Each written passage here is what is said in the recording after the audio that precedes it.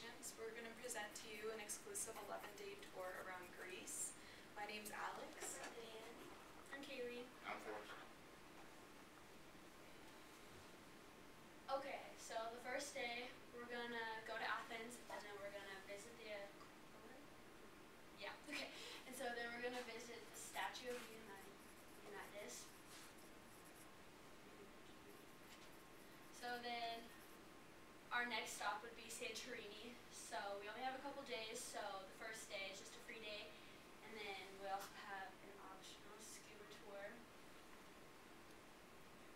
And then our last place to visit is Crete, and we're only there for 2 days, so both of them are pretty much free days. Oh, actually our last place we're going to visit is Rhodes, so we also get 2 days, and they're both free days. So just a brief overview of a couple of the populations out there. In Athens, the population is 789,166, and they have the largest population out of all the islands. The next place is Nafplio, which has a population of 33,356 people, so it's a fraction of Athens. Santorini probably has the smallest population out of the locations we'll be visiting, with a population of 15,550, and then Rhodes has the population of 100,000, which is still a fraction of Greece, or a fraction of Athens, but more than the other locations we'll be visiting. So out of our locations we're visiting, Athens, Santorini, Crete, and Rhodes have a lot of free days. We're going to be swimming with dolphins, the optional scuba diving tour. We've posted a bunch of 5-star restaurants for you that you could visit as well. They're highly reviewed and recommended by all the locals and tourists.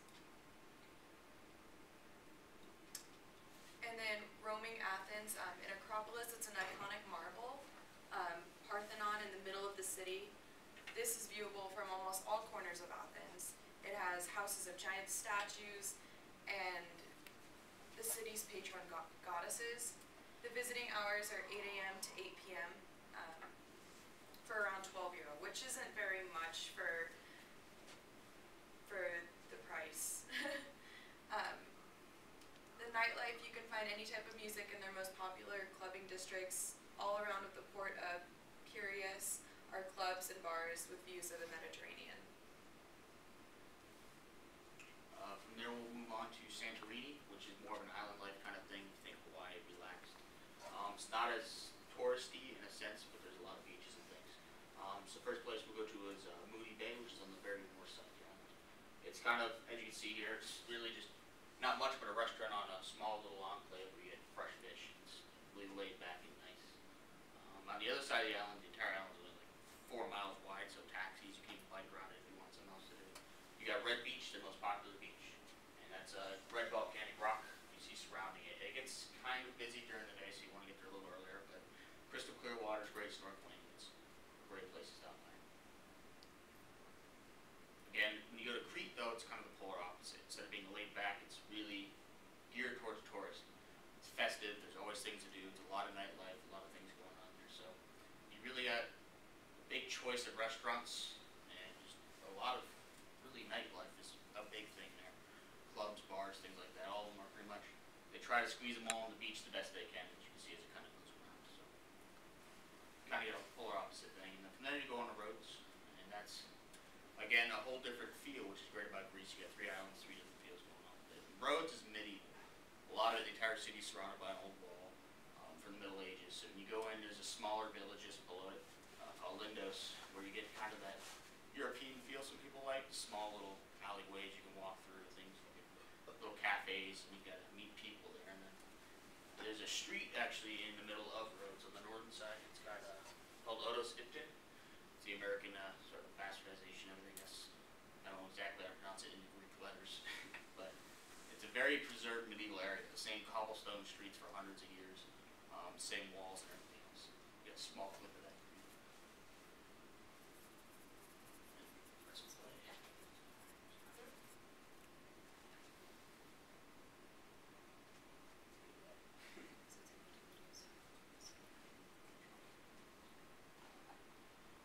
Again, you see just really it's an old medieval feel kind of thing.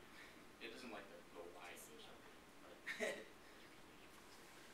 still cobblestone, still a lot of you got a lot of old lamp posts like the oil lights and things like that on there, so it's a nice feel. It's kind of an interesting sort of city, different dynamic from the rest of your trip. So. And it's free, so that's the best part.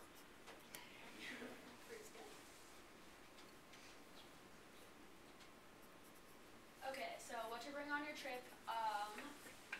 Okay, so it's obviously important that you pack your travel documents and finances, obviously your passport. Clothing is a huge thing, pack tennis shoes.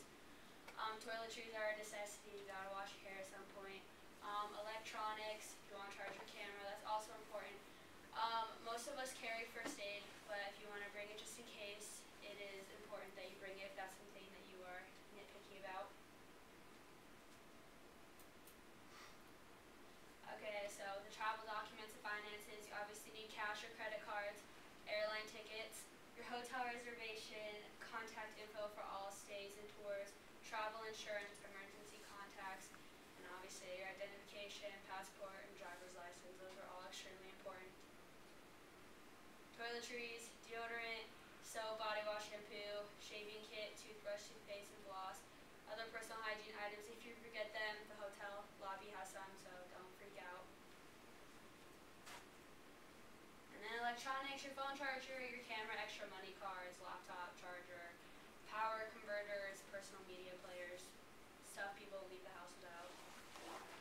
And then health and first aid, prescription medicines, over-the-counter medicines, first aid kit, sunscreen, sunburn relief, repellent.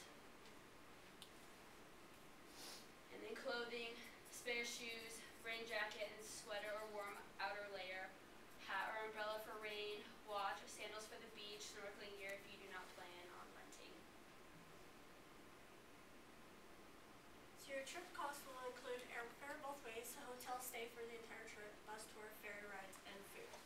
Your trip subtotal is just under $4,000, so $3,745.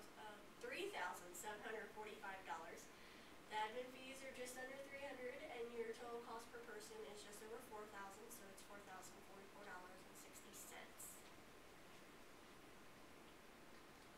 And if you refer a friend, your total cost will be $3,670.10, which is a savings of 10%. Who doesn't like to save money? And then you get to travel with somebody you know, so make sure you remember to ask